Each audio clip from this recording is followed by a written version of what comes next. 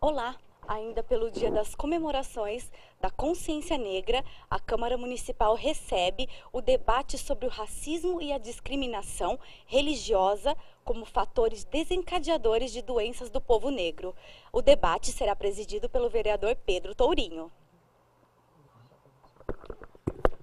Boa noite a todos e a todas. Eu vou passar para o presidente do Conselho de Direitos Humanos aqui, porque na verdade ele é quem vai conduzir essa reunião. Quero agradecer, antes de mais nada, a presença de todos aqui e já de imediato passar para o nosso amigo Paulo Mariante. Boa noite a todas e a todos. Gostaríamos, em nome do Conselho Municipal de Direitos Humanos e Cidadania de Campinas, saudar a presença de todas as pessoas aqui comparecendo a esse debate. Agradecer aqui a possibilidade desse debate acontecer aqui na Câmara, o apoio do mandato do vereador Pedro Tourinho e, inicialmente, registrar aqui, nós vamos ter uma mesa de debate com o vereador Pedro Tourinho, que é médico e, portanto, com essa qualificação que vai dar uma contribuição ao debate, Célia Zenaide da Silva, que é conselheira do Conselho Municipal de Direitos Humanos e Cidadania de Campinas, militante, movimento negro, direitos humanos, psicóloga, e que também vem com essa contribuição nessa perspectiva de militância, de atuação profissional. Registrar ainda aqui a presença dos senhores Reinaldo Simão, Bruno Lima, alunos da Faculdade Anhanguera, FAC 1, da nossa companheira Regina Maria Simeão, das promotoras legais populares, e o Félix Benedito Himalaia, representante de Leaxé, Babá, Ufá, Ati e Emojá. E, inicialmente, queria registrar que esse debate ele é parte da programação do Mês da Consciência Negra de Campinas, como uma atividade do nosso Conselho Municipal de Direitos Humanos e também uma atividade preparatória ao Encontro Municipal de Direitos Humanos que realizaremos no dia 6 de dezembro, agora de 2014, no Salão Vermelho da Prefeitura. Vai ser das 8h30 da manhã até às 17h30, com a finalidade de um balanço de um ano de atuação do nosso Conselho Municipal de Direitos Humanos, da conferência realizada em 2013 para cá, e na perspectiva da determinação das diretrizes de atuação do nosso Conselho nesse próximo ano, quando completamos essa gestão do Conselho Municipal de Direitos Humanos. Não é preciso dizer da importância desse debate quando nós consideramos, por um lado, as características da nossa cidade, da cidade de Campinas, como essa cidade que foi a última do nosso país, que foi o último a abolir a escravidão, e do quanto nós ainda precisamos entender, de fato, o quanto o racismo, a discriminação racial e religiosa, que tem junto consigo essa herança de mais de 300 anos de regime escravocrata, do que isso significa ainda hoje na nossa existência, no imaginário popular, as marcas que isso ainda traz e dos efeitos de tudo isso sobre a saúde. Portanto, com essa finalidade, com a perspectiva de que esse debate não apenas traga informações aqui para nós, mas nos municie como militantes para enfrentar cotidianamente esses desafios, que a gente, então, realiza esse debate aqui pelo Conselho Municipal de Direitos Humanos. Nós vamos ter, então, um tempo inicial para os dois expositores e depois abrir aqui para a plateia para a gente fazer o nosso debate e ter a riqueza da discussão. Gostaria, então, de passar para o vereador Pedro Tourinho para que ele faça as suas considerações iniciais. Bem, boa noite a todas, a todos. É um grande prazer estar aqui nessa atividade do Conselho Municipal de Direitos Humanos e Cidadania de Campinas. Quero cumprimentar o Paulo, a Célia, que já são aí companheiros de longa data, a Cintia, todo mundo que está aqui participando dessa discussão. Vou me apresentar um pouquinho para poder falar de onde eu vou dizer isso aqui, né? Eu sou médico sanitarista, além de ser vereador dessa casa, isso é, eu sou especialista em saúde pública e sou professor da área de saúde da família, lá do curso de medicina da PUC, né? Então eu dou aula de saúde pública também na PUC, e é a partir desse referencial que eu gostaria de fazer essa discussão. É curioso, vão achar até que a gente combinou com o ministro da Saúde, mas a gente não combinou não, viu? Hoje, algumas horas na verdade, ou mais ou menos umas 5, 6 horas, o Ministério da Saúde anunciou uma campanha contra o racismo no Sistema Único de Saúde. O ministro Arthur Quioro fez o anúncio que coloca a questão do racismo como uma questão de primeira importância e, a partir desse momento, objeto de uma campanha publicitária, uma campanha de conscientização e informação para garantia do direito à saúde. E acho não só muito importante, eu estava aqui vendo no site, né, porque eu tive essa notícia pela internet, a partir de agora, né, a campanha vai estimular que as pessoas denunciem através da ouvidoria do SUS situações de racismo que tenham relação com atenção à saúde, que interfiram no cuidado da saúde, e vão ser construídas aí uma série de outros debates a partir do âmbito do Ministério da Saúde, que tratem e enfoquem especificamente essa situação. Isso para nós é uma vitória, uma situação que nos alegra muito, porque a gente sabe, conhece o quanto essa discussão a respeito da relação entre o racismo, a discriminação e o adoecimento é uma discussão que sempre foi dificultada, travancada, questionada, e ter o Ministério da Saúde assumindo isso é uma vitória muito grande. E aí eu começo então essa breve fala aqui colocando uma pergunta para as pessoas, né, aqui. A gente parte de um princípio que é rebatido na cabeça da gente, de que as doenças são causadas por bactérias, por hábitos e práticas individuais, que elas têm como determinação principal as opções individuais que os sujeitos fazem, que as pessoas fazem. Então, se você infartou, é porque você fumou. Se você tem diabetes, é porque você não cuidou do peso, porque você não cuidou da sua dieta, né? Se você tem um problema, enfim, adoeceu, teve uma pneumonia, provavelmente teve algum fator aí genético, né, da sua própria composição genética, que teria determinado isso. E com base nesse pressuposto é que surgiram as explicações, né, que são a chamada história natural da doença, que a gente aprende lá na Faculdade de Medicina, uma discussão que fala que usa exatamente esse termo, história natural da doença. Quer dizer, a doença ela tem uma história que é típica da doença e ela acontece nas pessoas de forma singular a partir da sua vivência, da sua herança genética e tudo mais.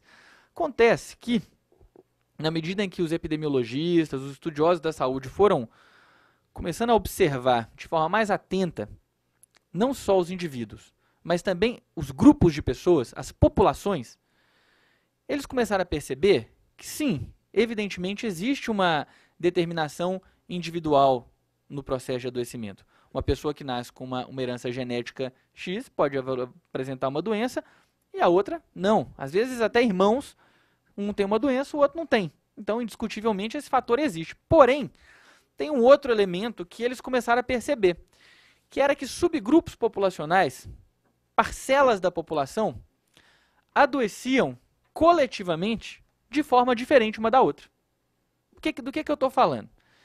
Vou dar um exemplo aqui, um exemplo bem vívido, bem concreto da nossa realidade brasileira. Tuberculose. Tuberculose é um problema de saúde que é causado pelo bacilo de Koch, né? Uma doença mortífera que mata mais de 2 milhões de pessoas por ano no mundo inteiro e que o Brasil é o segundo colocado do planeta em incidência de tuberculose. A gente perde para a Índia, né? Mas é uma doença que a gente sabe como é que pega. Como é que pega? Você tem alguém que está tossindo com tuberculose ativa, essa pessoa tosse, o bacilo é muito fininho, levinho, fica no ar, entrou ali perto na respiração. Geralmente, quando a gente é criança, a gente é exposto, e esse bacilo fica ali no pulmão. Quase todo mundo aqui tem tuberculose. Eu queria informar vocês aqui sobre isso. Eu tenho certeza absoluta que eu tenho o bacilo, porque eu já tratei trocentos pacientes com tuberculose, já teve muita gente com tuberculose tossindo no meu rosto, eu tenho certeza que eu já aspirei o bacilo. Então ele está guardadinho aqui no meu pulmão. Agora, o que eles começaram a perceber? Que certos segmentos da população desenvolviam tuberculose e outros não. Mas por quê? O que era o recorte, o ponto de corte que caracterizava uma população da outra? Aí que a gente começa a entrar na discussão aqui. O pessoal começou a perceber, por exemplo, que a população negra no Brasil tem mais tuberculose do que a população branca. Que a população pobre do Brasil tem muito mais tuberculose do que a população branca. Essas e outras doenças e outros tipos de adoecimento começaram a ser constatados coletivamente, alguns deles a partir da exposição ao trabalho. Então, certas classes sociais acabavam tendo um perfil, um padrão de adoecimento distinto de outras classes sociais. Então, as elites ricas, brancas do nosso país, por exemplo, já há muitos anos, elas têm um padrão de adoecimento que não inclui a tuberculose como uma das principais patologias, inclui as doenças crônico-degenerativas, a hipertensão, o diabetes, o Alzheimer, porque o pessoal já vive muito, se cuida muito, então a gente vai ficar com doença que você vai desenvolver com 80 anos, feito mal de Alzheimer muitas vezes. Ao passo que as populações das periferias do nosso país adoecem ainda com problemas feito tuberculose, parasitose das mais diversas, adoecem mais e pior quando adoecem da hipertensão, do diabetes. Tem um dado aqui do Ministério da Saúde, veja bem, uma mulher negra, em média, recebe menos atendimento médico do que uma mulher branca. Enquanto 46% das mulheres brancas tiveram acompanhamento no parto, 27% das mulheres negras utilizaram esse direito. Acompanhante, perdão, no parto, 27% das mulheres negras usaram esse direito. O acompanhante é a pessoa que fica junto da mulher na hora que ela vai dar à luz. Outro, 77% das mulheres brancas foram orientadas sobre a importância do aleitamento materno, enquanto na casa das negras, 62,5% das mulheres negras foram orientadas sobre o aleitamento materno. É um exemplo aqui. 60% das mortes maternas ocorrem em mulheres negras e 34% ocorrem nas mulheres brancas. Já na primeira semana de vida, a maioria das mortes é entre as negras. 47% das mortes acontece com crianças negras, ao passo que 36% das mortes é com crianças brancas. Olha que interessante. E, curiosamente, a gente tem, quando a gente faz lá a autodeclaração, né, da raça na pesquisa na PNAD, a gente tem, pela primeira vez, a gente teve um pouquinho mais de pardos e negros do que brancos na declaração do Brasil, que é um sinal para nós muito bom, porque representa a nossa capacidade, finalmente, das pessoas afirmarem-se como elas são, sem escamotear, sem esconder, cada vez mais. Isso é parte do enfrentamento histórico dessa luta. Mas o fato é, qual é a explicação, então, para esses dados? Por que as mulheres negras recebem menos orientação sobre aleitamento materno do que as mulheres brancas? Por que as crianças negras morrem mais que as crianças brancas? Isso sem falar de outros dados que a gente tem, que tem causa, por exemplo, causas externas. A gente considera assassinato, acidente, um problema de saúde pública, tá? A gente sabe que tem políticas de saúde para enfrentar isso. E a gente sabe, por exemplo, que a juventude negra ela morre em certas regiões do Brasil até 6 vezes mais, os homens negros são mortos até em 6 vezes mais do que os jovens brancos da mesma idade nas mesmas regiões do país. Né? Então, o que isso significa para nós? Significa um salto que foi dado nos anos 60, 70, na verdade, né, pelos pesquisadores da saúde pública no Brasil, que estavam fundando um campo novo do conhecimento, que era a saúde coletiva, de que, na realidade, existe uma causação, uma determinação, na verdade, do processo de saúde e doença, que ela é muito mais complexa do que a determinação individual. Ela é, na verdade, socialmente determinada. Ela, na verdade, não é só socialmente, mas ela é socialmente determinada em grande parte das vezes. E a gente consegue, a partir desse olhar, separar as categorias e entender quando é que existe uma determinação coletiva, social, para um processo de adoecimento. Outro exemplo do que eu estava dizendo aqui é a questão da anemia falciforme. Quando você vai olhar a anemia falciforme, para quem não conhece, é uma doença hereditária que acomete a hemoglobina, né, as hemácias, que são as células que transportam oxigênio no sangue. E na África, essa doença, ela, nos lugares que tinha muita malária, ela era um fator de proteção para a malária. Então, ao longo dos milhares de anos, as pessoas que tinham um pouquinho dessa doença sobreviviam mais do que as que não tinham. Não sei se vocês sabiam disso. Essa é a história da anemia falciforme. Né? Lá onde tem malária, a anemia falciforme era um fator de proteção, o traço falciforme. Então, por conta disso, entre as populações negras, a anemia falciforme é muito mais frequente, porque lá, ao invés de matar mais, ela protegia da malária. Ao passo que em outras regiões que não tinha malária, era um fator de seleção negativa. Por conta disso, as populações negras têm muito mais anemia falciforme do que as populações brancas. Também tem branco com anemia falciforme, mas a proporção chega a ser de 10, 15 vezes. Lá em Salvador, por exemplo, 1 de cada 600 pessoas tem anemia falciforme. 1 de cada 600 pessoas. E um número muito maior tem o traço, que não traz sintoma nenhum. Não tem problema nenhum, traço falciforme. A anemia que é o problema. E o que acontece? A anemia falciforme, por ser uma doença que tem um recorte específico de raça, então, uma doença altamente prevalente entre os negros. O que acontecia com a anemia falciforme até muito recentemente? Era uma doença pouco ensinada na faculdade de medicina, que o sistema de saúde tinha praticamente nenhum preparo para enfrentar essa doença, uma doença que causa um alto padrão de adoecimento e morbidade, as pessoas têm crises dolorosas horríveis, têm adoecimento precoce, grave, de diversas formas, sofrem derrame, tem que tirar o baço, é uma série de problemas quando não é tratado direitinho. E até mesmo em lugares onde a prevalência é altíssima, como, por exemplo, eu citei aqui na Bahia, mas também aqui na nossa cidade de Campinas, o sistema de saúde não estava preparado e não preparava os seus trabalhadores para poder enfrentar e cuidar adequadamente da anemia falciforme. Então, é muito comum a gente receber e ver pessoas com crises dolorosas, que é uma marca da anemia falciforme, crises dolorosas intensas, não tendo tratamento adequado, que é uma hidratação vigorosa, analgesia.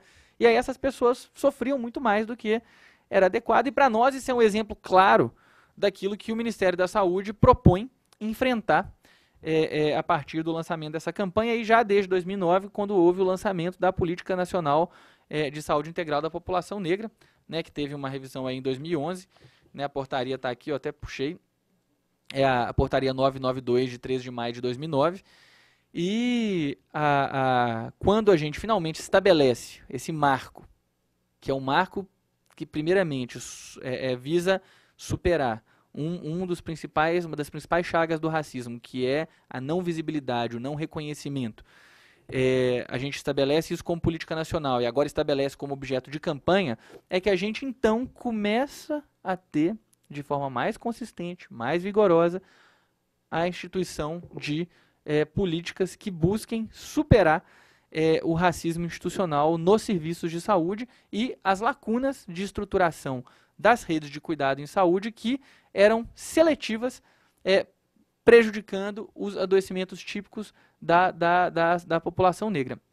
Então, a gente fala, estou aqui falando disso, né, eu tento aqui colocar essa questão da determinação social e do racismo como um fator, racismo e a discriminação, um fator determinante e agravante do adoecimento no nosso país. Eu citei alguns números, por exemplo, outro problema clássico, diabetes mellitus. O diabetes mellitus é uma doença que acomete 7% da população. Não sei se vocês sabiam, mas no Brasil, entre a população negra, o diabetes mellitus mata mais, amputa mais, cega mais, leva mais gente para hemodiálise do que na população branca. Por que isso acontece? No nosso entender, é pela somatória de fatores que determina o próprio processo do adoecimento pelo diabetes, que inclui acesso à renda prejudicado, acesso à educação prejudicado para essas populações, acesso a empregos de menor remuneração e com processos produtivos mais adoecedores, né? As pessoas estão submetidas a processos produtivos, ou seja, cotidianos de trabalho, que favorecem o adoecimento mais precoce, mais agudo e mais grave. Todos esses fatores se somam, alinhando-se com a existência do racismo institucional e das lacunas no sistema, fazendo com que essas populações acabem sendo pessoas que infelizmente desfrutam de menor cuidado para o diabetes, menor acesso a serviços de saúde menos estruturados. Um exemplo muito claro para nós é a diferença entre o estado de manutenção, o estado de a disponibilidade de profissionais de saúde, de centros de saúde, por exemplo, que estão em periferias onde você tem uma alta taxa de população negra, em comparação com periferias onde muitas vezes não tem, ou áreas não tão periféricas onde o acesso à saúde pública é muitas vezes melhor, mais estruturado, né? Então, acho que a gente trata aqui, na verdade, de uma coletânea de fatores que tem no racismo e na discriminação um elemento central e que, historicamente, vem propiciando, então, um adoecimento de forma ampla, muito, muito, muito mais agudo para a população negra no nosso país. O enfrentamento disso, para nós, as diretrizes já estão postas. As diretrizes, elas começam pela visibilidade, pelo reconhecimento, pela visibilidade. Eu acho que essa é uma pedra fundamental, né, de toda a discussão que trata do racismo, e a gente entende que aqui em Campinas a possibilidade de fazer um debate feito esse, e de dar ênfase e importância à semana, ao mês da consciência negra, até deixa mais claro para quem nos assiste. Muitas vezes as pessoas às vezes não entendem muito bem, falam, pô, mas por que tem que ter um mês da consciência negra? Por que a gente tem que ter uma discussão específica que aborde em frente essa questão? Porque a gente tem uma questão de visibilidade que tem que ser posta, uma questão de enfrentamento de uma situação de desigualdade, de iniquidade, na verdade, né, que a iniquidade e a desigualdade são coisas diferentes, né? A iniquidade é quando você tem uma desigualdade que é injusta, que é provocada por uma injustiça. E a desigualdade, às vezes, é quando a gente não é igual, né? Então, causada pela iniquidade, a gente tem, então, uma tarefa, e aí poder usar bem desses momentos que são conquistados aí é muito importante, que passa pela visibilidade. Segunda questão é a gente estruturar os instrumentos que existem para poder organizar a assistência à saúde da população negra. A gente já tem os comitês técnicos de saúde da população negra sendo organizados pelo Brasil afora. Em Campinas, na verdade, a gente está ainda engatinhando nessa função, né? O Comitê Técnico de Saúde da População Negra é uma promessa de longa data, que agora está começando a caminhar. Tem alguns meses, se não me engano, que o comitê começou a se organizar efetivamente, né? A gente enxerga isso com bons olhos, e entende que isso tem que ser, para além de um comitê, de um conselho que discute, isso tem que passar a ser uma diretriz da Secretaria Municipal de Saúde, uma diretriz que pauta não só a estruturação de oferta de serviços, então ter previsão de locais onde as pessoas estejam aptas, por exemplo, a tratar as complicações da anemia falciforme, mas também um processo educacional, de educação permanente dos profissionais de saúde da nossa rede, para que eles tenham a capacidade de ter esse olhar como um olhar permanente para o enfrentamento das iniquidades provocadas pelo racismo, né? Para além disso, tem os mecanismos de denúncia, que a gente tem que, no processo de ampliação da visibilidade, a gente nunca pode deixar de enfatizar esses mecanismos. A gente sabe, com certeza, que as situações de racismo acontecem constantemente nos serviços públicos, nas mais diversas situações. Então, a gente tem que fortalecer os instrumentos de denúncia e de fiscalização das denúncias que são feitas. Então, é muito bom que a gente possa passar a ter, por exemplo, um 136 com um olhar específico para enfrentar o racismo. Eu espero que a gente comece a ter bastante notícia chegando lá no 136 daqui, sempre que a gente puder, sempre que acontecer alguma coisa, que as pessoas saibam que a partir desse momento elas podem discar 136 e caracterizar e descrever o que foi que aconteceu com elas, qual foi o tipo de situação de racismo que elas enfrentaram no Sistema Único de Saúde. Enfim, eu acho que a ideia era apontar um pouco desse cenário, tanto do cenário das desigualdades existentes, como um pouco das causas e do que a gente pode promover de estratégia para enfrentar isso. Aqui em Campinas, eu acho que, eu não sei se essa é a primeira vez que a gente está fazendo esse debate aqui na Câmara, mas acho que se a gente puder dar sequência para essa discussão no intuito de conseguir institucionalizar esse debate na Secretaria de forma mais vigorosa, chamar o Comitê Técnico de Saúde da População Negra para vir aqui debater, eu acho que esse espaço está se mostrando cada vez mais aberto. Temos vários vereadores aqui que estão empenhados nessa causa. Enfim, é isso então, eu agradeço, muito obrigado.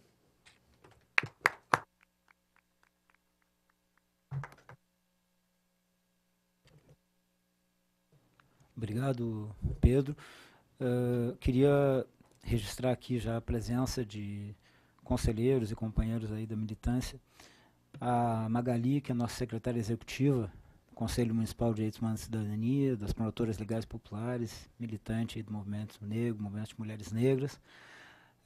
Irani, que nossa também companheira de conselho e que foi recentemente homenageada, por muito orgulho do nosso conselho, o diploma de mérito Zumbi dos Palmares. Maurílio, que é um dos colaboradores do conselho, está no grupo de trabalho que vem desenvolvendo uma proposta que é fundamental e estratégica para o nosso conselho, que é o Centro de Referência em Direitos Humanos, Prevenção e Combate à Discriminação Racial e Religiosa. Também o Samuel Perso, que é da comunicação, né, do Conselho de Direitos Humanos e de vários, trabalha nessa perspectiva do direito à comunicação junto a vários movimentos sociais. E queria aproveitar, que antes de passar para a Célia, só para registrar que o que o Pedro coloca desse debate, da continuidade, importante registrar que nós vamos ter agora, no começo, provavelmente no primeiro semestre de 2015, a 10ª Conferência Municipal de Saúde. E penso que seria muito importante nós aproveitarmos, inclusive já há uma discussão no âmbito da organização da conferência, de realização de uma pré-conferência temática sobre a questão da saúde da população negra. E isso me parece que se coloca também com a necessidade, um reforço da ocupação desse espaço, porque quando o Plano Municipal de Saúde foi apresentado ao Conselho Municipal de Saúde, e o seu Valdir, que aliás preciso registrar, é uma pessoa que tem feito um trabalho muito importante no comitê técnico, e eu e o seu Valdir nos defrontamos com a situação de que, na discussão de um espaço de debate de populações vulneráveis, né, estamos lá, a população cigana, LGBT, e não tinha a população negra. A gente ficou perplexo, depois de já com tanto tempo de luta, tanta coisa que já se fez nessa cidade, mas conseguimos que o governo assimilasse essa questão. Mostra, portanto, ainda o quanto a gente precisa estar muito atento nessa questão. Acho que a conferência pode ser um momento importante para a gente reforçar essa articulação. Passa agora, então, para a Célia, suas considerações iniciais. Bom, boa noite a todas e a todos.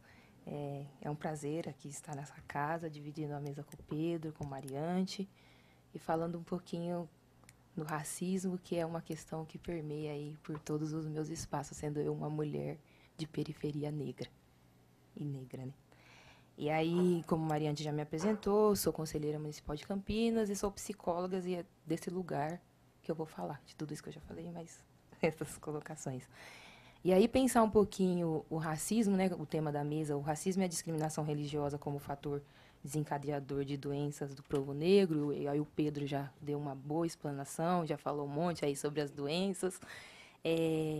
Mas aí pensar um pouquinho na perspectiva psicológica é ir para um outro caminho, né, que sai aí do biológico, e aí dialogando com a OMS, a Organização Mundial da Saúde, a gente vai falar de um ser que é ausente de doença, embora isso bem, né, relativo, é um ser que está com bem-estar biopsicossocial. Então, não adianta só o biológico estar bem ou estar sendo tratado, né? Não adianta tratar só do biológico se o psico e o social não dialogam e não está bem.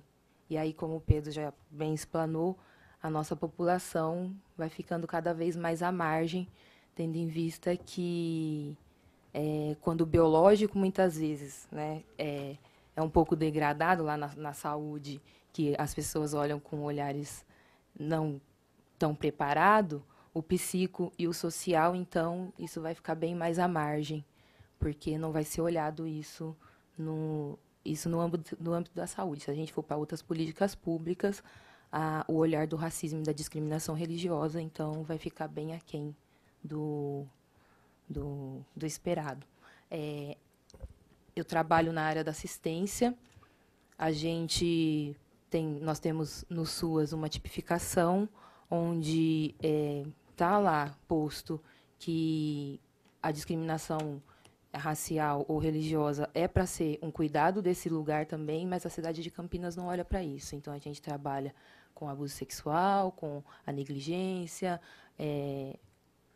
violência psicológica e física, mas a gente só consegue, por enquanto, trabalhar essas questões. Quando eu vou para um atendimento, eu tenho esse olhar diferenciado, mas eu percebo que as várias duplas, eu posso dizer que talvez umas 50, chutando bem baixo, mas tem bem mais de 100, não conseguem ter esse olhar. Então, a gente tem na assistência as várias... nós temos 3 frentes, né, que é a básica, a média e a alta, e aí a gente não vê profissional ou um equipamento que cuide dessa temática. E aí a gente vê que cada vez mais a população vai ficando à margem, né, da sociedade. E aí pensar o racismo do Brasil, né, que é um racismo muitas vezes sutil, mas pontual no que ele se coloca, é pensar essas coisas, né, porque ele está ali, ele existe, mas a gente vive o mito da democracia racial. Então, tem a democracia, mas a gente vive no mito, não existe. Não, porque a gente vai...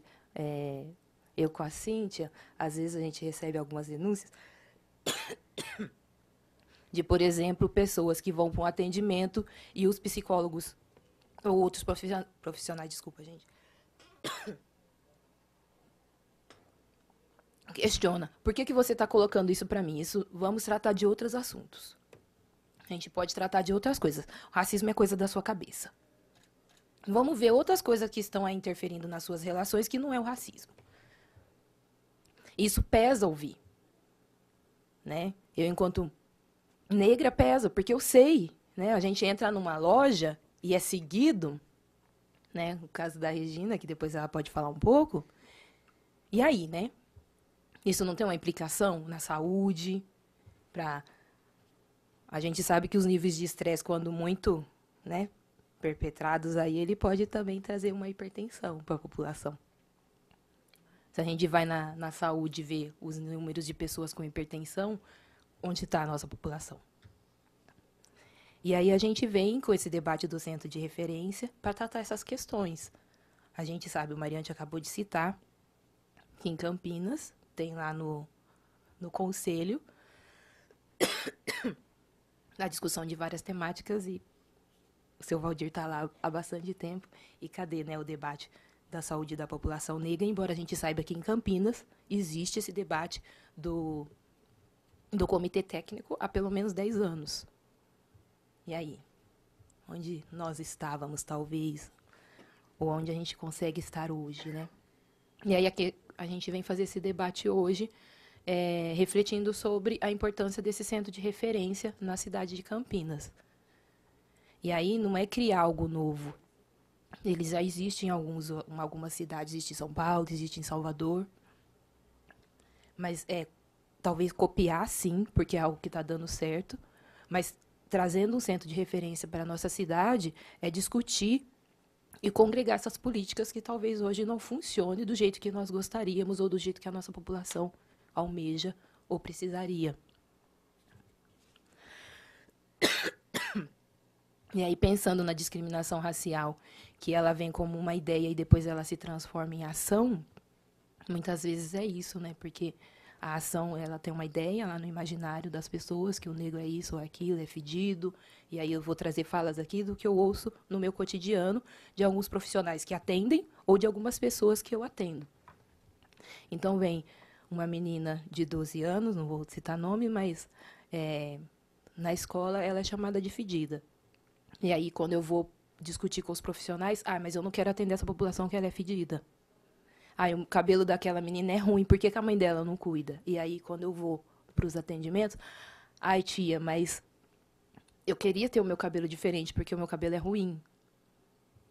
E aí a gente vai tendo os contrapontos com as mesmas falas, né? E aí, nesse imaginário coletivo, a gente tem esse campo de ideias, e aí se concretiza em ação quando isso é verbalizado para o cidadão. Trouxe aqui exemplos até leves, assim, que a gente encara no dia a dia e encontra. E é bem no dia a dia mesmo, né? Semana a semana. Todos os dias a gente se depara com isso nos nossos atendimentos. E quem tem o olhar, talvez seja eu, uma ou outra pessoa. Os outros vai passar por cima disso e às vezes até vai criticar a mãe por não cuidar da menina. Então a menina é negra, ela é suja, né? Implica que a mãe não deu banho. Que banho é esse? Que a sociedade cobra, que essa mãe dê. E aí a gente vai para o atendimento, você chega lá, tá tudo... Para mim tá limpo, o cabelo tá penteado. Mas o cabelo da menina vai ter um pouquinho de volume diferente. Não é? Porque nosso cabelo é diferente. Ainda bem. E é lindo. E aí, quando a gente parte dessa ideia e cai na ação, né, que é esse perpetrar essa ideia, é que pesa. E aí, muitas vezes eu falo, e eu sempre falo nos espaços, que essa discriminação ela não vem só no dizer. Então, essas pessoas conseguem falar, olha, tá suja, é fedida, o cabelo não penteou, não sei o que tem. Mas, muitas vezes, a gente faz isso no olhar. Então, você, né, não fala. Então, a pessoa sofre a discriminação na nossa frente e a gente não faz nada também. Não precisa, né? Ah, é aquele negrinho, não sei o que, não sei o que, não sei o que. Ah, não é comigo, é com o outro, então a gente não precisa cuidar. Até que ponto isso não é discriminação? Até que ponto a gente não se ausentou enquanto cidadão de fazer alguma coisa? E isso a gente deve ampliar para as questões religiosas também, né? Porque a pessoa ela tem direito a ter a religião que ela bem entender, ou não ter. E aí, muitas vezes, a gente vê essa discriminação aí nos mais vastos lugares. Inclusive nos postos de saúde, no hospital, né? Porque eu já ouvi história e já vivenciei algumas também, de médicos que não quiseram atender pessoas que estavam com uma conta. Para quem não sabe, conta é um fiozinho de miçanga que as pessoas de religião de matriz africana usam no pescoço. Se a pessoa for com cordão de ouro, ela é atendida. Ou um cordãozinho qualquer, até... Uma vez no supermercado, aí saindo um pouco do âmbito da saúde, um caixa não quis me atender porque eu estava com um colar de coquinho. Sabe? Coquinho. Esses meio hippie. Então, ele falou, não vou te atender porque isso é coisa de macumbeiro. Eu falei, mas calma aí, eu só quero comprar um negócio, né? Eu tô com o colar, eu não vou tirar o colar para você poder me atender. Mas acontece. Então, não sei, às vezes algum mãe ou pai de santo usa algum outro amuleto. Não, se a senhora não tirar, não vai ser atendido. A gente usa uns contegum também, que é uma corda trançada, bem simplificado. E aí não vou te atender se você não tirar isso. E aí? Se tiver com a Bíblia dentro da bolsa, não vai pedir para tirar a Bíblia. Se colocar a Bíblia em cima da mesa, também não vai para falar, ó, se o senhor entrar aqui com a Bíblia, o senhor não vai ser atendido. Muitas vezes, em alguns hospitais que a gente vai ter até o Cristo lá. Né? Mas, e aí? E aí a gente vem na proposta do centro de referência pensar essas coisas. Como eu já disse, não é uma coisa nova, não é para ser uma coisa do outro mundo, mas a gente tentar, com esse centro, conversar, dialogar entre essas políticas e atender essa população. Porque a gente pensa num centro de referência onde tem algum profissional ali que seja uma pessoa minimamente capacitada para atender a população e as demandas que ela traz. Eu acabei de dizer, né, eu disse no início, que muitos profissionais que atuam na mesma rede que eu não têm o preparo e a disponibilidade para fazer esse tipo de atendimento. Não digo que lá vai ser o centro só que vai atender todos os casos, porque se todos os casos chegar no centro também, eu penso que não dê conta numa cidade com o histórico que tem Campinas. Mas com a proposta da prevenção, da promoção, né, da não discriminação, é fazer essas capacitações que o Pedro acabou de fazer. Então, uma capacitação permanente para a população, para os profissionais da saúde, da assistência, do sistema carcerário, por que não? Porque aqui em Campinas, embora a gente finja que não exista, tem um presídio ali na Amoreiras.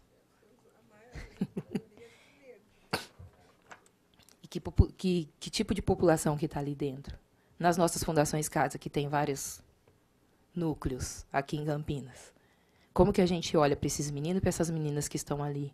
Nos nossos abrigos, para criança, e para adolescente e para idoso, porque é uma população que a gente não enxerga, que a gente não quer ver, Campinas tem mais de 100 ILPIs, que é a Instituição de Longa Permanência para Idoso, e ninguém está lá para olhar.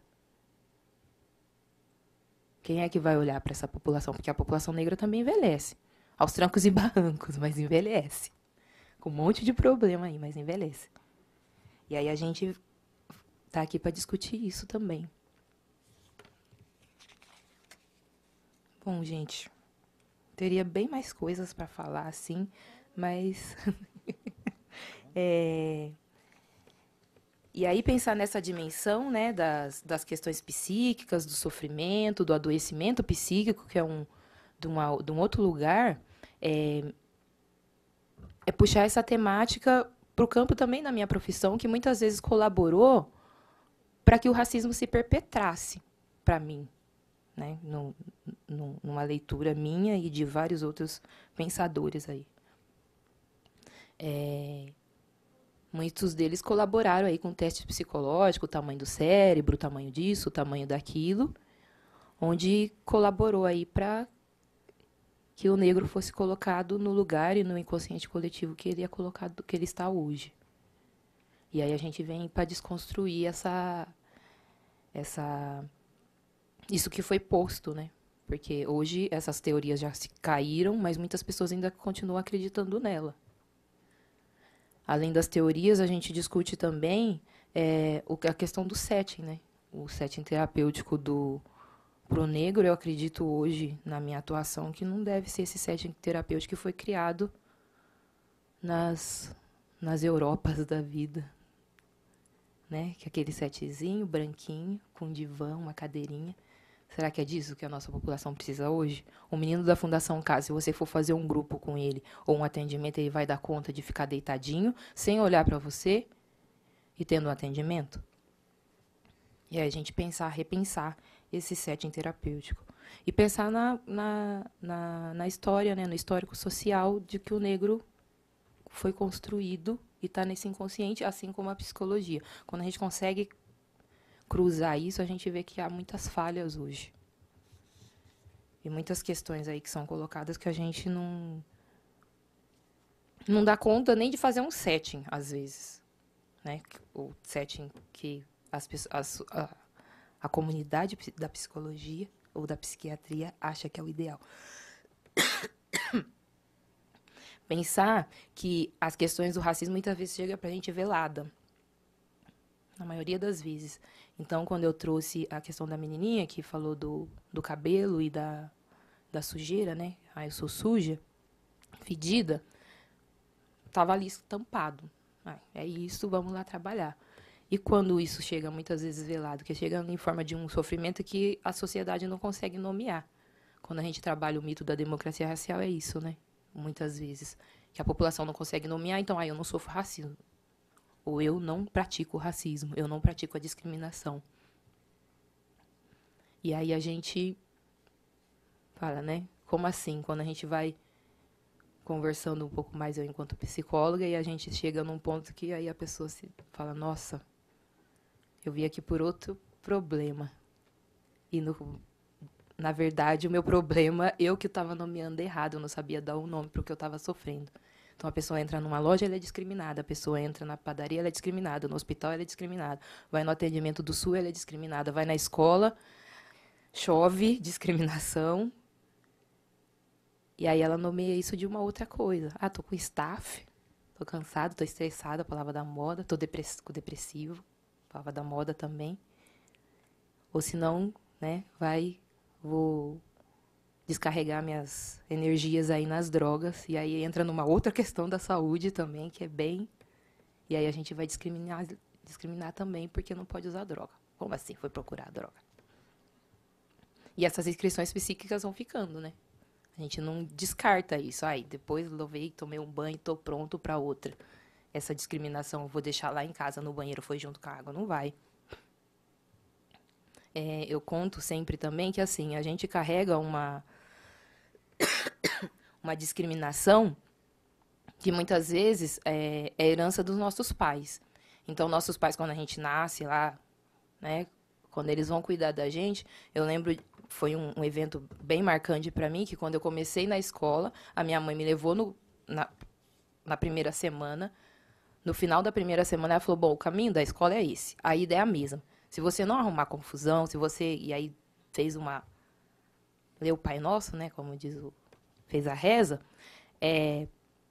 E tinha escrito nisso, assim, ó, você é negra, você tem o seu cabelo, você tem isso, você tem aquilo. Se você bobear ou marcar por aí, você vai apanhar, a polícia vai te pegar, vai pegar o seu irmão, então você precisa se cuidar. Tome cuidado. Isso fica escrito. Ela falou isso para mim, eu tinha de 6 para 7 anos. E aí é uma coisa que a minha mãe carregava, né? Ela já tinha sofrido. Minha mãe era doméstica. Ela já tinha sofrido as mais vastas discriminações aí, por uma série de fatores. Meu pai também. E aí a gente vai carregando isso. Então, os nossos pais já escrevem algumas coisas na gente e a gente vai carregando isso ao longo da vida. E não tem ninguém para cuidar. Ou as pessoas não cuidam da gente. E aí a gente vem com o debate do centro de referência para promover esse debate, discutir essa prevenção, como que a gente faz isso, como que a gente entra nas escolas para fazer valer a Lei 10.639. Porque ela está aí também, 11 anos já. Quantas escolas em Campinas conseguem trabalhar essa temática? Que eu tenho conhecimento 2. Só um comentário, viu, Célia? A notícia boa é que ontem, por iniciativa do vereador Carlão do PT, que é da nossa bancada, foi criada uma comissão especial de estudos aqui na Câmara, que é uma comissão que tem por objetivo analisar, avaliar, fiscalizar uma determinada área, específica para avaliar o cumprimento da normativa da Lei 10.639 nas escolas de Campinas. Então, acho que, quem sabe a gente avança nesse ponto. Temos a comemorar, então. E aí, da psicologia, né, a gente promover esse acolhimento, essa escuta diferenciada, porque precisa. Não adianta chegar lá e falar assim, é como ouvir qualquer um. Não é. É claro que os problemas vão ser dos mais diversos, nas mais diversas gama aí de possibilidades. Mas a escuta, para esse fator, precisa ser diferenciada, sim. Porque hoje a gente tem escuta diferenciada para diversas outras temáticas. A gente tem hoje em Campinas da linha da reforma psiquiátrica, um CAPS que cuida de álcool e outras drogas. Né? A gente tem aí profissionais que cuidam das mais diferentes patologias. Não vou dizer que isso seja uma patologia aqui, embora eu acredito que seja, mas a gente não tem uma escuta diferenciada para esse fator. Eu acho que é isso. E a gente pode discutir um pouquinho, conversar.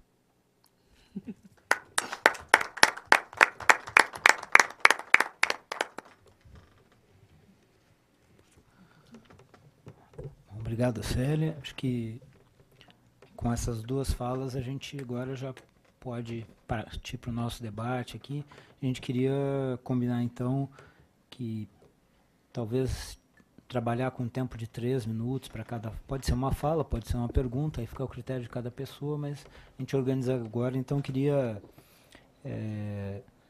saber quem gostaria de se inscrever para falas ou perguntas. Vamos lá. Magali. E pedir para quem for falar, ir ele na frente para a câmera poder filmar e falar com o microfone ali, porque aí grava, porque está sendo transmitido ao vivo. E sempre se apresentar, falar quem é, de onde vem, que é muito bom, ok? Magali, pode. É por causa da câmera. Isso.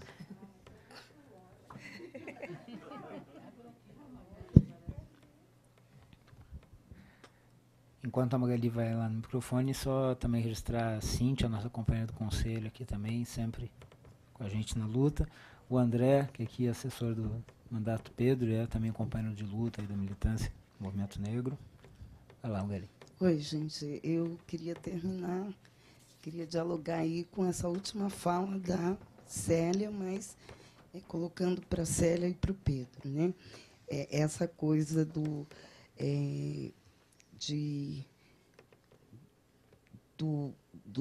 racismo contra o negro, mas eu acho que a gente, ao ter um centro de referência, tem que pensar também que branco é esse que a gente tem nessa sociedade. Né? E dialogar mesmo com o Fanon, né? Que se o negro é preso na sua negritude, o branco é preso na sua branquitude. e faz dos dois elementos doentes dentro da sociedade. Porque um se sente superior e o outro se inferioriza à medida que existe esse conflito. Então, eu penso que um centro de referência é para tratar disso também, né? Porque senão fica parecendo que nós somos as vítimas, quando, na verdade, né, o branco racista é um ser doente. Né? É lógico que, para políticas públicas, a gente precisa de políticas públicas para a população que não tem acesso por conta do racismo. Mas nós precisamos tratar a sociedade. Né? A gente precisa tratar este branco brasileiro, né? Racista e que não quer perder os seus privilégios. Né? Não quer perder seu privilégio dentro da favela, não quer perder seu privilégio dentro da escola, não quer perder seu privilégio na faculdade, não quer perder seu privilégio no ônibus. Né? E isso se constitui numa doença social. Né? Ao tratar essa questão, a gente trata a sociedade. Né? Para a gente pensar, refletir que um centro de referência ele não vai ser bom só para os negros, ele vai ser bom para a cidade de Campinas. Ele vai trazer para esses profissionais que fazem o racismo institucional, vai trazer outros elementos, né? Para entender, inclusive, o que é o papel do funcionário público. Né? O que está colocado para o Estado.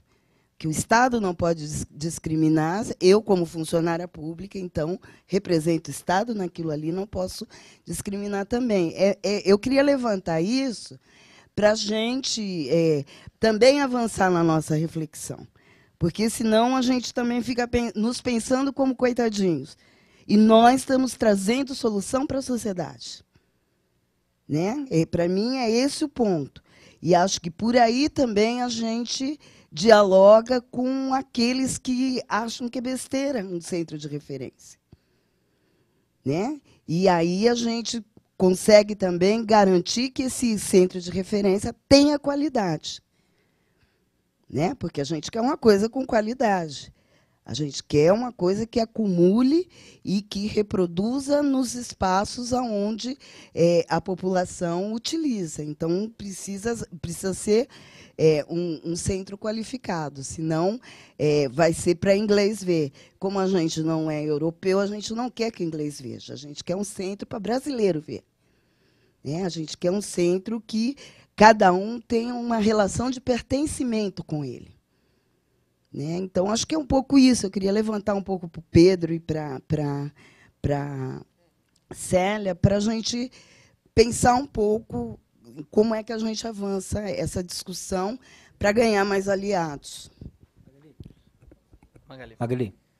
Só vou te pedir, não devolvendo o microfone, o Pedro lembrou que muitas pessoas, quando a gente começou o debate, a gente mencionou o centro de referência, não chegou a explicar. Você poderia aproveitar e já colocar um pouco qual é a ideia do centro, como equipamento público, quais os serviços, que acho que isso ajuda, como o debate está sendo gravado, para reforçar um pouco isso, né, do como seria a equipe, um pouco isso para a ideia mesmo. Talvez o Maurílio esteja mais qualificado, pai Ayrton, mas, enfim, como boa ideia, como diz Fanon também, boa ideia do mundo não é pessoal. Então, quando dividiu essa proposta com o Conselho de Direitos Humanos, a gente entende que é uma proposta para Campinas, então é uma proposta de todos nós. O centro de referência ele já vem sendo pensado há alguns anos, já foi colocado em alguns espaços e não foi dada a devida atenção. O Conselho de Direitos Humanos, quando essa proposta veio na terceira Conferência de Direitos Humanos, no final do ano passado, a gente acolheu essa proposta, entendendo que trata-se de uma política pública concreta, né, no sentido de que um centro de referência pode servir para a capacitação de profissionais da rede, como bem disse a Célia. Eu não peguei a fala do Pedro, me desculpa, mas eu vim de ônibus para cá, e aí demorou, mas eu ouvi na fala da Célia isso, né? Capacitação de profissionais, reflexão sobre os assuntos inerentes ao racismo e à discriminação religiosa, e profissionais preparados e instigados a avançar nos assuntos, como, por exemplo, advogado, assistente social, psicólogo ou psicóloga, terapeuta ocupacional, educadores sociais, enfim, e outros profissionais que contribuam, por exemplo, no arquivamento da produção científica sobre o assunto. Enfim, é um centro que acumule, reflita e discuta possibilidades de prevenir, eliminar e tratar as pessoas que sofrem racismo, né, e discriminação religiosa, e que seja um ponto também de referência onde as pessoas discriminadas possam ir e serem acolhidas, né, serem acolhidas por profissionais, porque a questão é essa. O Maurílio sempre diz muito bem que, às vezes, a gente tem muito boa intenção, mas, às vezes, não é só de boa intenção que a gente vive. A gente precisa, em alguns momentos, de técnicos. E a gente sabe que alguns técnicos são fundamentais para orientar. Por exemplo, um técnico do direito. A gente sabe que a prefeitura ou o Estado não pode defender causas, mas pode orientar, né?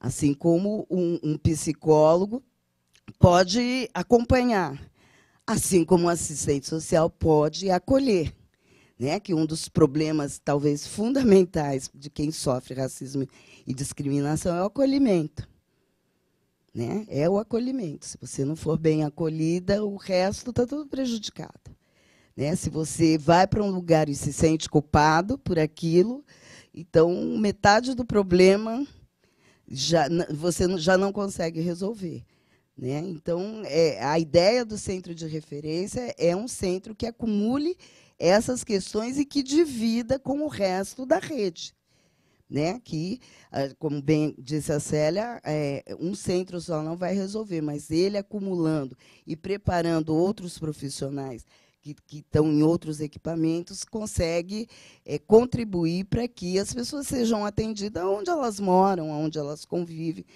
Enfim, acho que é um pouco isso que a gente pensa e que estamos pegando como mostra alguns centros de referências que já existem, que dão certo, como o caso da Bahia, de São Paulo.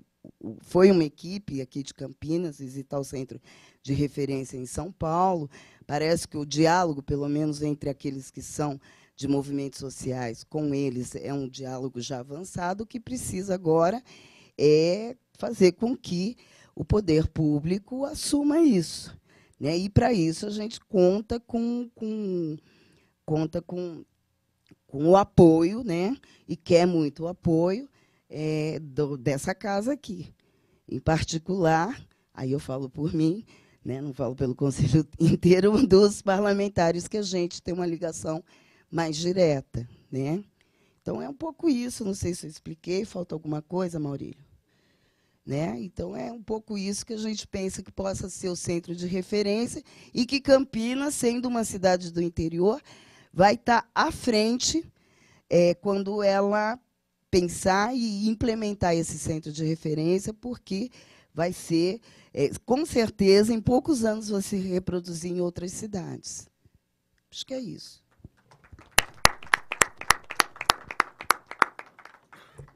Obrigado, Magali. Está aberto ainda para que as pessoas queiram fazer perguntas, colocações.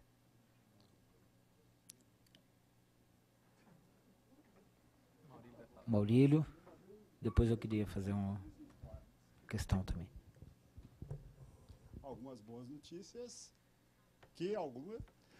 Boa noite. Agradecer ao vereador Pedro Torinho por ter topado realizar esse debate, e ele já havia colocado em outra oportunidade que poderia contribuir. Isso é importante, nós já fizemos algum diálogo aqui com o Carlão e com o Rossini. E por que a importância de mais de um vereador? Um time, para ganhar uma batalha, você precisa ter mais pessoas interessadas. E na área de movimento negro, quando uma proposta tem um pai, essa proposta, ou uma mãe, essa proposta nunca vai adiante, porque a militância do movimento negro ela tem um péssimo costume de achar que toda proposta tem que ter um pai. Nesse caso, tem mais pais e mães, e isso é bom. Independente de qualquer outra coisa, isso é importante. O informe que eu tenho é que nós recebemos uma carta de apoio da Comissão de Direitos Humanos da OAB. Não foi nos termos que a gente pediu, mas é uma carta de apoio, ou seja, nós temos um apoio a mais. Nós queríamos que a OAB mandasse essa carta para a Prefeitura e outros lugares. Na semana passada, nós tivemos aqui uma conversa na Comissão de Direitos Humanos e foi aprovado 3 coisas. Primeiro, que a comissão faria um indicativo para o governo da necessidade do apoio para a criação desse centro de referência. A outra é a realização de uma audiência pública com autoridades do Ministério Público e demais áreas para poder tratar disso.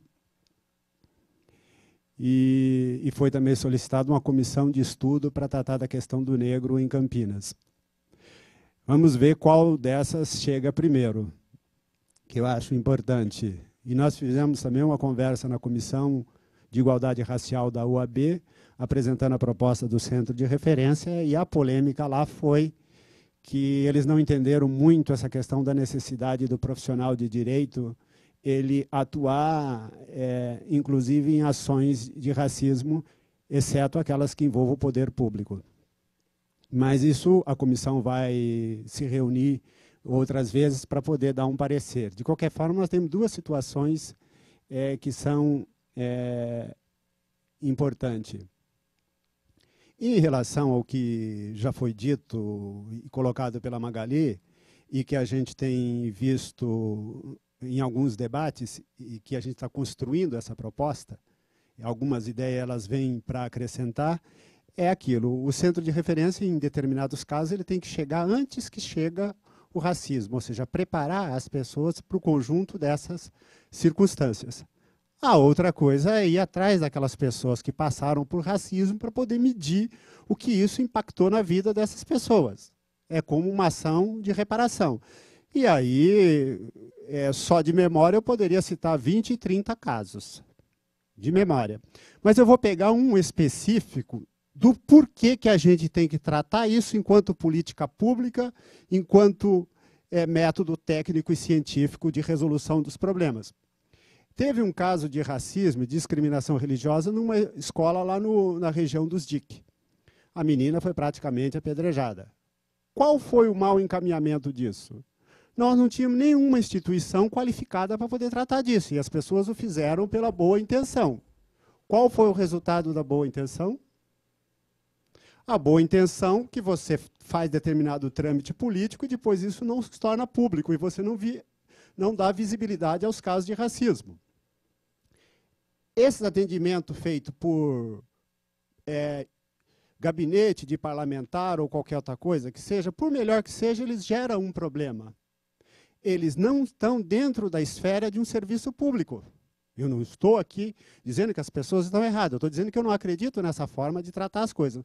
Por isso, o centro de referência ele é importante nisso. A outra coisa é para poder qualificar mais pessoas do problema do racismo, inclusive brancos, porque são poucos os brancos que admitem que eles fazem parte dessa sociedade e que têm determinados privilégios. Acham que o racismo é um problema do negro. É bom que as pessoas leiam lá o Frantz Fanon, Pele Negra, Máscara Branca. É um livro muito importante para as pessoas lerem.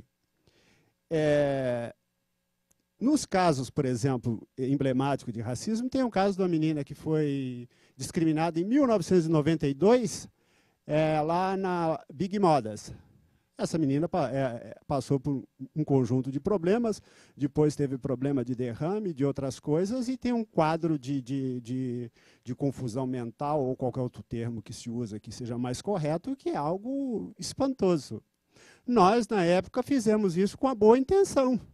Mas não foi um bom resultado a boa intenção. Nós pegamos uma pessoa de 17, 18 anos, etc., e enfiamos nesse negócio de movimento negro, de combate ao racismo, e depois nós não tínhamos instrumento para poder tratar o problema dessas pessoas. Entendeu? Eu não entro mais nesse tipo de coisa, não. Entendeu? Por quê? Porque você não dá uma resposta para isso. Entendeu?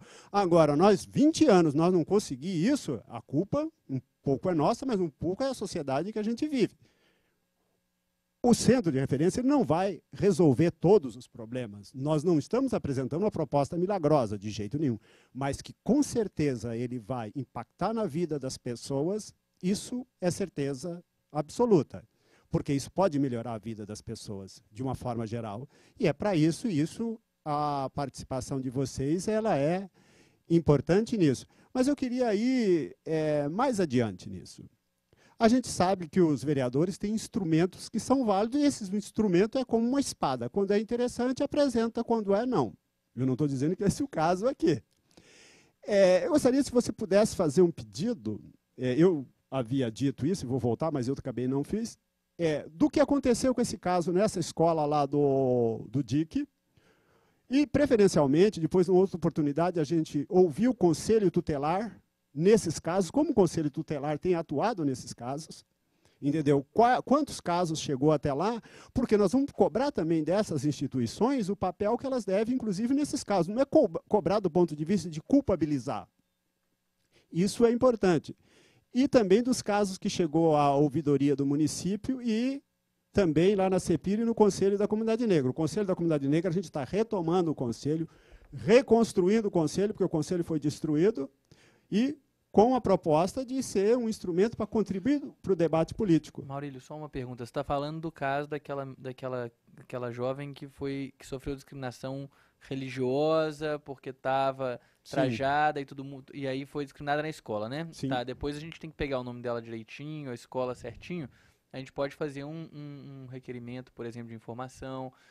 Da mesma forma, a gente pode também requerer informação a respeito do que foi apurado em casos de denúncia que tenham chegado. Isso aí, para nós, é um instrumento que a gente usa com tranquilidade, está à disposição.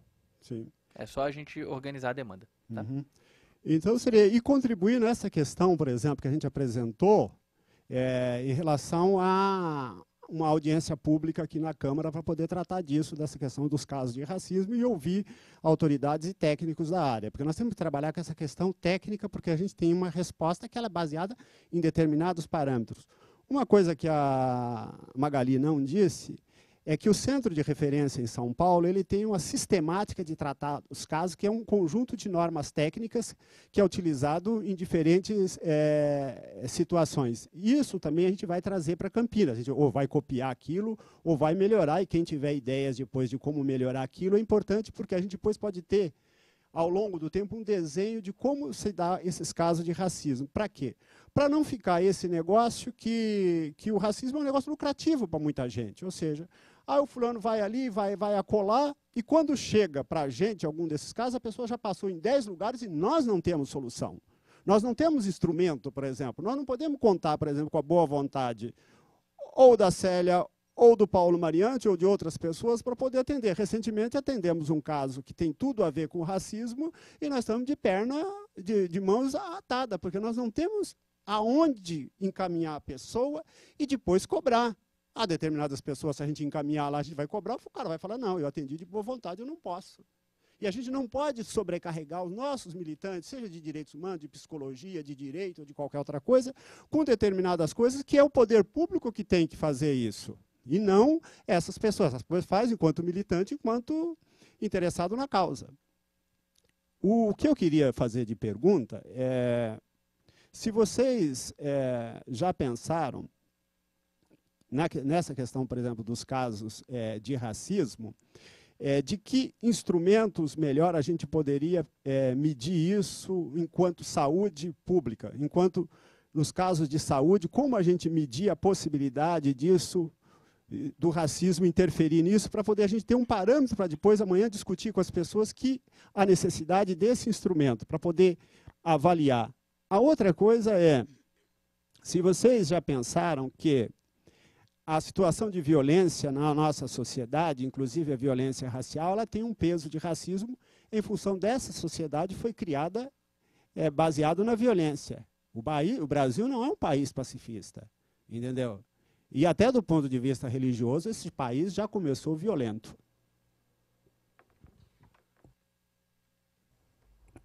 Obrigado, Maurílio.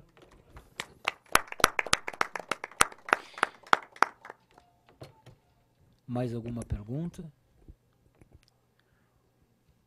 Bom, então acho que a gente podia trabalhar com agora tanto o Pedro quanto a Célia já responderem as questões e fazerem as considerações finais. E a gente pensa um encaminhamento aqui. Acho que também pelo fato que a gente vai ter inclusive o Encontro Municipal de Direitos Humanos, na nossa ideia é que muitas das questões que estão sendo colocadas aqui estejam presentes lá, porque a gente pretende fazer o balanço desse um ano de atuação e dos avanços ainda, dos impasses que tem nas diferentes demandas lá e a demanda principal estratégica, que é o centro de referência. Então, Pedro. Bem, antes de mais nada, quero colocar aqui que a gente foi aí provocado, né, por militantes que estão aí empenhados na construção do centro de referência, e quero colocar que entendo que essa agenda ela precisa tomar corpo. Ela está começando a ganhar desenvolver, né? Acho que a gente pode pensar junto, ou me coloco à disposição para estar junto pensando os próximos passos dessa estratégia. Essa estratégia, naturalmente, é uma estratégia que vai exigir um bocado de organização, porque a perspectiva concreta para a prefeitura é que ela vai ser uma política que vai gerar um custo, vai gerar uma reorientação das políticas, e aí nós temos que pensar em como que a gente convence essa prefeitura municipal da importância dessa estratégia, desse equipamento público que a gente está propondo aqui criar. Então, concordo com o Maurílio, o melhor é que tenha vários vereadores mesmo, da base e da oposição, né? É importante ter vereadores que sejam independentes para poder colocar o que quer que achem que devam colocar, mesmo quando desagrada a prefeitura, aí, aos poderosos, na verdade, mas também é muito bom ter uma interlocução com os vereadores que se alinham aí com o prefeito. Eu já respondendo a Maurílio, você falou de instrumentos para a gente poder caracterizar a desigualdade no acesso à saúde, né? Orientada por raça. Tem um instrumento que eu até mandei para a Célia agora, enquanto a gente conversava, enquanto apresentava aqui, eu mandei uma cópia do relatório para ela.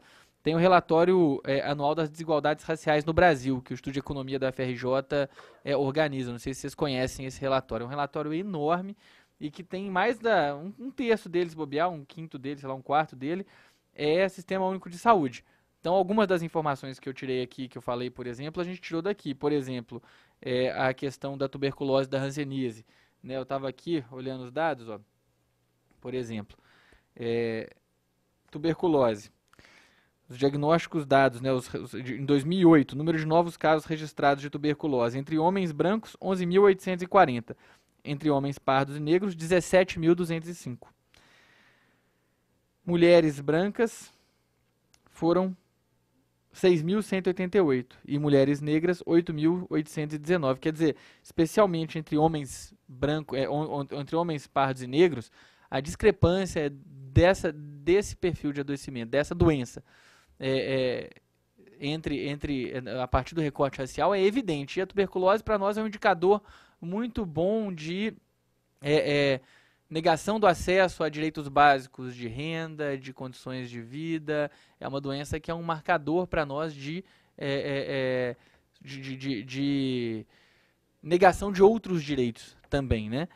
Historicamente, na minha experiência profissional particularmente, eu nunca tive um paciente que teve tuberculose que não tivesse tendo uma série de outros direitos negados, né? O direito à renda, à moradia digna, à alimentação adequada, ao trabalho digno, que não tivesse essa concomitância. Então, realmente é um exemplo interessante. Da mesma forma, a hanseníase, quem quiser, a gente pode disponibilizar. Tem uma série de outros dados. Tem um site que chama populaçãonegraesaude.blogspot.com.br, eu não sei se vocês conhecem. É um site legal, porque ele foi criado em 2001, junto com uma mudança que teve na política, e ele mantém uma base de dados sempre atualizada e tudo mais. Para mim é uma referência importante. Do ponto de vista do Sistema Único de Saúde, hoje em dia a raça já é um item que é questionado nos questionários que são feitos dentro do Sistema Único de Saúde. Antigamente não era. Você perguntava gênero, você perguntava renda, você perguntava moradia, você esquecia de perguntar raça. E aí, na hora que você ia tentar diferenciar, falar, bem, o cara, vamos ver entre os mais pobres. Mais pobre adoece mais que mais rico. Beleza, aí você ia procurar raça, mulher, homem, você conseguia diferenciar. Na hora que você ia procurar raça, você não conseguia. Então é um enorme banco de dados de informações valiosíssimas e que a gente não tinha condições, até recentemente, de segregar por raça para poder avaliar e caracterizar os efeitos do racismo e das outras formas de discriminação que acontecem para os mais diversos grupos, que para a gente poder quantificar e a partir daí chegar a algumas conclusões. Né? Tem alguns estudos interessantes já na área econômica que mostram, me marcou isso muito, por exemplo, a questão de que para a mesma profissão, homens brancos ganham mais que homens negros, que ganham mais que mulheres brancas, que ganham mais que mulheres negras. Para a mesma profissão, em média, no Brasil. Né? Isso saiu agora, semana passada saiu uma notícia, eu até fiquei surpreso, que foi no meio da grande mídia aí, geralmente mais alinhado com os setores não tão sensíveis à discussão do racismo assim, né? Para dizer assim, para ser delicado, e que apresentava uma série de indicadores, por exemplo, sobre a questão da violência, a exposição à violência entre as mulheres negras e as mulheres brancas, todos esses indicadores mostrando de forma muito evidente. Então, acho que uma das coisas que a gente avalia positivamente é o aumento da informação que está sendo produzida com a questão da diferenciação racial, para que a gente possa trabalhar esses dados para formular política pública. Para quem é formulador de política pública, isso é muito importante, que a partir da hora que a gente sabe, a gente consegue argumentar, convencer, provar, demonstrar, é parte do processo de visibilização desse problema. Né? Bem, eu acho que no mais, acho que o que a Magali fala é muito concreto, que é o fato de que o problema do racismo é um problema de todo mundo, né? Não é um problema dos negros. Isso é evidente porque, no caso do racismo, tem uma parte que é racista e uma parte que sofre as consequências do racismo. Então, não faz o menor sentido você construir uma política que seja só para amenizar, junto a quem sofre as consequências do racismo, essas consequências. Tem que ter uma concepção e uma lógica de enfrentamento disso que seja uma lógica emancipatória também para quem, conscientemente ou não, reproduz o racismo nas relações cotidianas. Acho que essa é uma parte, sem dúvida, mais difícil, mais complexa, né? Mas é mais necessária, porque sem enfrentar essa questão a gente vai só seguir enxugando o gelo, né? E não vai efetivamente passar para um patamar um pouco melhor de sociabilidade, de relação, que é o que a gente deseja.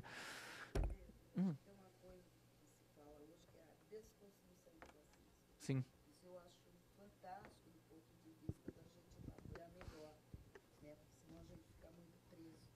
Só na coisa da rejeição e tudo, mas eu concordo, acho que a gente tem que pensar isso dentro, inclusive, no caso do SUS especificamente, como parte, de alguma maneira, como parte da política. Né? Eu fiz uma pesquisinha, achei alguns instrumentos, por exemplo, nós temos uma cartilha hoje que está disponível pela CEPIR lá no governo federal, que coloca o racismo como determinante social da saúde. Isso aqui é um material do governo federal de 2011, CEPIR Brasília. CEPIR Brasília, mas é interessante porque estabelece um marco teórico para a gente poder... Sim, da CEPIR Brasília, do governo federal, na Secretaria de Política de Promoção da Igualdade Racial.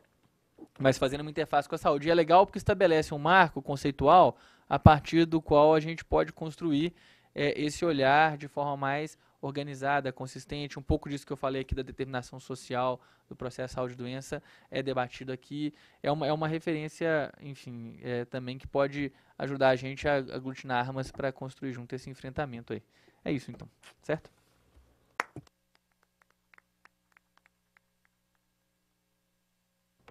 Célia? Bom, acho que o Pedro já falou bastante, né? Pro Mauri. Mas eu penso, Mauri, que o instrumento que você perguntou, e o Pedro já explanou um pouquinho, ele falou um pouco da saúde, que é o quesito raça-cor.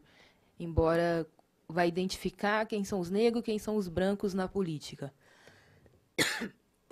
Mas isso é fundamental para a gente, porque senão a gente não consegue nem identificar que população é essa que está chegando. Eu posso falar da assistência, que eu chego na média complexidade este ano, e este ano a gente vai debater, né, no início do ano nós vamos debater por que teria que ter o quesito raça-cor na ficha de atendimento. E aí estava eu e mais uma psicóloga lá que embatemos e falou, não, a gente quer que tenha isso. Então, é essa coisa da boa vontade, porque se nós não estivéssemos lá, teria passado, ficaria lá gênero, idade, faixa etária, é super importante, porque precisa saber se é criança, para saber se o conselho tutelar vai poder atender, adolescente, se ele pode ir para a Fundação Casa ou não, adulto, que passou de 18 anos, a política já não atende mais um monte de gente, e mulher, porque aí vai atender as questões de gênero. E acabou, não precisa. O quesito raça-cor. E aí estava lá eu e mais uma pessoa que eu descobri lá na hora, que embatemos. Na verdade, não foi uma psicóloga freira. Que eu nem sabia também, mas aí a hora que eu falei, ela emplacou comigo e a gente foi debatendo e conseguimos colocar na ficha de atendimento. Quem está fazendo isso, quem está preenchendo isso, eu não sei. Eu estou preenchendo. São 1.800 e alguma coisa de família atendida, eu atendo 30. Então, eu não sei como que essas outras está sendo, mas está lá. Tem uma ficha padronizada para todos os serviços, para todas as duplas, né? E aí tá lá. Eu acho que esse já é um fator importante da gente, pelo menos, mapear onde está a nossa população.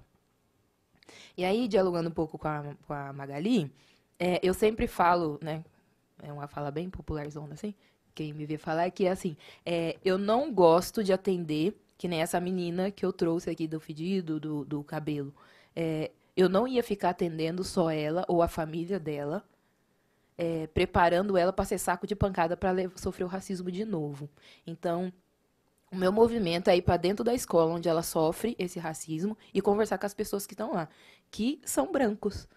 Eu vou lá, falo, você que, né, vamos lá dialogar, vamos fazer oficina, vamos fazer, sei lá, virar piroleta, mas vamos tratar isso não cuidando só da menina.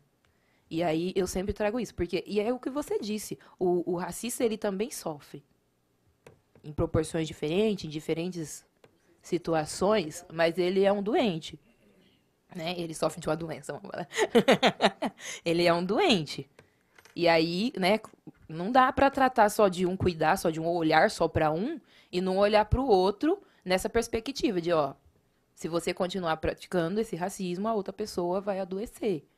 Ou de que lugar que você está fazendo e praticando isso, né? Então, eu sempre trabalho nessa perspectiva no meu dia a dia. Não dá para cuidar só de um. Eu me recuso e aí eu vou fazer outra coisa, então, na vida, porque não dá conta. Eu não dou conta, enquanto que eu já fui cuidada assim, né? Então, a gente vai cuidar de você, que a gente precisa te fortalecer. Por quê que eu tenho que me fortalecer só? Por que as pessoas que cuidaram de mim não puderam estar em outros espaços ou pensar outros espaços? E aí não. Então, aí o discurso também pode ser esse. Então a gente precisa colocar você no movimento, que aí dentro do movimento você vai se fortalecer, né? Que foi o que fizeram lá com a menina. E aí não cuida de nada, assim, porque... tá, no movimento você se fortalece, beleza. E aí, a hora que você sai na rua, você tá sozinho. Quando você vai pra escola ou nos outros lugares, você tá sozinho. E aí é muitas vezes isso que a gente faz. A gente manda a pessoa pra dentro do movimento, e aí lá ela vai se fortalecer sozinha. E aí o resto... ela tem que se virar. Então, é nessa perspectiva que eu trabalho. Não dá para trabalhar só dentro do movimento, que está cheio de boa vontade,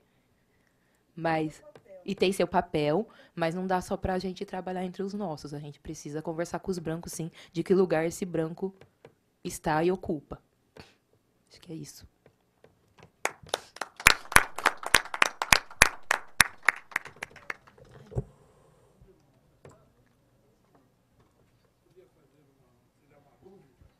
Diga. Bom, eu sou motorista do OP, aqui estou trazendo um pessoal, mas como cidadão, ouvi e me despertou a necessidade de fazer uma pergunta para tirar essa dúvida. Ao se formar um centro de referência para se tratar do assunto em questão, nós vamos ter que ter profissionais diretamente ligados a que ponto? Qual vai ser o ponto de apoio para esse profissional que vai trabalhar com mais vocês? Porque vai haver muitos interessados.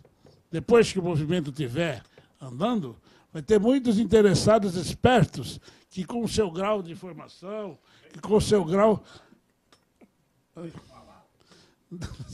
Então, com o seu grau de formação e com o seu direito adquirido, vão querer penetrar neste meio para poder valer a sua força, o seu poder. E aí? Onde nós vamos nos respaldar? Para ter garantias de que nosso direito vai ser atendido, que nós vamos nos sentir aliviados desse problema, que nós vamos poder passar para nossos filhos, netos ou nossas gerações futuras, que nós estamos trabalhando e vamos conseguir chegar àquilo que nós sofremos tanto. Então, partindo desse princípio que me chamou a atenção. Gostaria de me desculpar se não é esse o foco. Não, absolutamente. Eu aproveito, então, já agora para encerrar aqui o debate. Primeiro, pois não. A fala do Renato. Do senhor Renato ali, ela é de grande valia pelo seguinte. Há pouco tempo agora, eu sou bacharelado em Direito. Há pouco tempo agora, eu acabei de prestar um serviço a uma pessoa e ela simplesmente falou que não iria me pagar porque eu sou negro.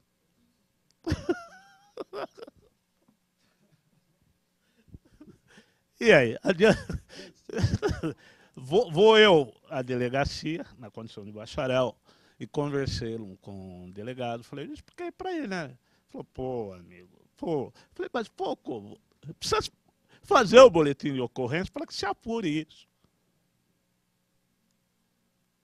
E aí, como ele vai fazer esse boletim de ocorrência? Então, essa preparação que o senhor Renato falou, peço desculpa por interrompê-lo na hora, certo? É de grande valia, porque se não tiver um profissional habilitado nessa função, que são muitos poucos que eu conheço, muitos poucos, e nem de Campinas são, certo? Será um caso perdido. Então, é aí só que a gente precisa pegar para acertar. Bom, penso que a proposta é um processo em construção. E o movimento, porque quando o Conselho de Direitos Humanos incorporou nas suas demandas essa demanda que era uma demanda já histórica do movimento negro, foi na perspectiva de uma disputa política, é disso que a gente está falando. Quando a gente tem as demandas e apresenta perante o Estado, seja em nível municipal, estadual ou federal, a gente está fazendo uma disputa política. O Estado brasileiro, historicamente, é um Estado negador de direitos, não de garantidor de direitos. Então, quando a gente pensa num centro de referência, a gente pensa num centro de referência que se constitua com a estrutura e a própria, usar a palavra, perenidade. Não é, por exemplo, aqui é importante dizer, nós queremos centro de referência como equipamento público. Nós temos ainda uma experiência no governo federal de centros de referência de direitos humanos que foram delegados, por exemplo, a ONGs. Pessoas valorosas, dedicadas, que muitos deles hoje estão enfrentando problemas de prestação de contas, porque a ONG não tinha um contador, bom, essa história a gente já sabe, e às vezes pessoas que estão hoje vivendo até em condições materiais piores e que estão com um nomezinho em lista do Ministério Público sob investigação. A gente não quer isso aí. Então, centro de referência, profissionais, servidores, trabalhadores do serviço público, nessas áreas que foram colocadas, direito, serviço social, psicologia, educadores sociais, terapeuta ocupacional. Como é esse processo, já vem inclusive o Maurílio e as pessoas que constituem o grupo de trabalho Iranias, já têm falado que há a necessidade, nós queremos que ele inicie o funcionamento. Bom, Se fosse uma outra situação, a gente ia dizer o seguinte, olha, a gente quer que a prefeitura faça, e seria correto isso, vamos pensar bem, mas isso é o mundo ideal, um edital de concurso para as pessoas.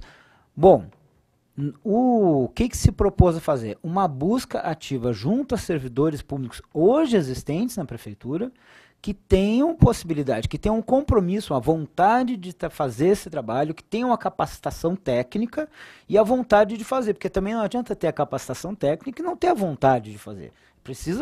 Isso não dá para separar. Então, é um processo de disputa política, porque significa que essas pessoas, em determinado momento, elas vão dizer ao próprio poder público que elas estão priorizando fazer esse trabalho. Isso, do ponto de vista de quem está no serviço público, é uma tomada de posição, que às vezes é positiva em certo sentido e para alguns não é. Nós estamos falando de um Estado racista, nós estamos falando de uma máquina pública onde tem racismo institucional. Então, um servidor público dizer, olha, eu quero trabalhar no centro de referência, é muito bom para nós e para quem luta contra o racismo. Para certas estruturas do poder público, não é. Então, penso que esse é o processo. E entender isso é uma coisa importante, até porque, e a Magali talvez aqui seja uma das pessoas que acompanha mais isso, nós temos uma grande conquista no Estado de São Paulo, que é a Defensoria Pública do Estado. E a Defensoria Pública do Estado, que foi conquistada pelo movimento social, pela sociedade civil, ela vive hoje um processo de um tensionamento entre a origem daquela instituição para defender os direitos junto ao povo, pelo povo, e a burocratização de toda a estrutura pública, que é inerente ao Estado. A burocracia não é algo por acaso, é feita para isso. Então, uma outra coisa importante é que, no momento, a gente vai ter que, primeiro, buscar constituir equipe, fazer esse processo de instalação e pensar numa coisa chamada normatização, onde de que maneira ele vai estar desenhado, normatizado, e ter algum lugar. É óbvio que o Conselho de Direitos Humanos, o Conselho da Comunidade Negra estarão juntos, mas a possibilidade de algum tipo de colegiado gestor mais ligado diretamente junto ao centro de referência para fazer um acompanhamento cotidiano, sob pena dele também se perder nos caminhos da burocracia. Acho que é um pouco isso, seu Renato. Não tendo assim a ilusão de que a gente vai construir fórmulas mágicas que vão nos salvar de tudo isso. Mas ou a gente entende que essa é uma disputa que a gente tem que fazer cotidianamente, ou a gente pode, mesmo com todo esse esforço, não atingir o objetivo que é, em essência, um equipamento público permanente. Ele existe independente de quem esteja. Mudou o prefeito, não interessa, o centro de referência está lá, atendendo, fazendo seu serviço, etc. e tal. Então, acho que foi boa a sua pergunta, porque ela nos permite colocar essa questão. Depende muito do nosso esforço, depende muito da mobilização e de uma pressão organizada. Mas nós temos, penso que o grupo de trabalho que tem feito tomado essas iniciativas através do Conselho de Direitos Humanos, nesse processo da conferência, da terceira conferência, tem buscado os caminhos mais adequados para que isso se torne uma realidade. Então, e acho que essa articulação com os parceiros, os parlamentares aliados, mesmo dentro do governo, aqueles que no governo também são aliados, que fazem muitas vezes uma disputa interna tentando de alguma maneira defender um pouco essas bandeiras, isso eu acredito que é um pouco esse o caminho para que a gente consiga de fato a implementação do centro de referência. E nunca esquecendo, o Joelzito Araújo, um cineasta, um grande companheiro, a dissertação dele de mestrado era sobre a presença ou ausência de negras e negros na dramaturgia, na teledramaturgia brasileira, novelas e outros. E o título, para mim, é muito sugestivo, ele deve estar permanentemente nos cutucando, que se chama A Negação do Brasil. Até hoje, a gente tem um dos diretores mais importantes da maior rede de TV desse país, autor de um livro chamado Não Somos Racistas. Não é por acaso que a gente vê a maneira como a mídia fez, inclusive, a cobertura agora do próprio 20 de novembro. Então, essa negação, a negação do racismo nos diferentes espaços, a negação do caráter racista do Estado brasileiro, que a gente precisa construir tanto o centro de referência e os outros espaços de formulação de políticas públicas para fazer o contraponto na nossa perspectiva. que é a perspectiva de mostrar que esse racismo existe e que a gente tem, em algum dia pelo menos, tem um Estado de fato democrático onde essas coisas sejam enfrentadas e que os conflitos sejam na perspectiva da superação positiva, né? O conflito ele faz parte. O problema é que até hoje o conflito ele tem resultado nas sequelas e nas marcas para a população negra e para a maioria do povo brasileiro. A gente tem que construir uma outra, né, um outro rumo para a nossa história. Então, eu queria agradecer mais uma vez a presença de todas e de todos, reforçar que esse debate ele vai continuar no dia 6 de dezembro, que é o Encontro Municipal de Direitos Humanos. A gente pretende fazer essa atualização das iniciativas até hoje sobre o Centro de Referência e as outras demandas da terceira conferência, para que em 2015 a gente tenha pelo menos a implantação inicial nesse processo do Centro de Referência e a gente possa ao final da gestão do Conselho, no final de 2015, ter um balanço desses 2 anos, do que a gente avançou e dos impasses que ainda estarão colocados. Então, obrigado a todas e todos mais uma vez, e a gente segue nossa luta cotidiana. Boa noite.